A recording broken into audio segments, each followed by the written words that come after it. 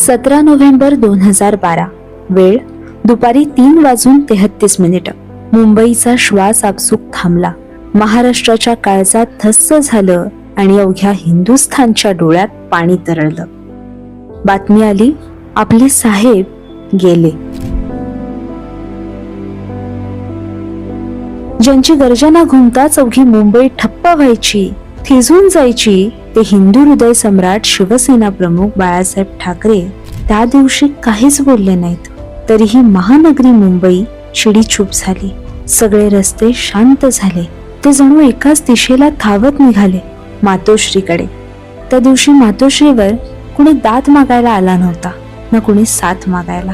प्रत्येकाला फक्त आपल्या साहेबांना एकदा डोळे भरून पाहायचं होतं.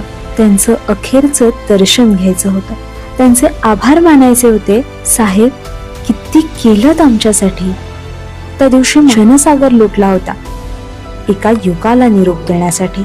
एक युग ज्याने त्यांना ऊर्जा दिली, स्वाभिमान दिला, ताठ कण्याने जगायला शिकवलं, अन्यायाविरुद्ध लढायला शिकवलं.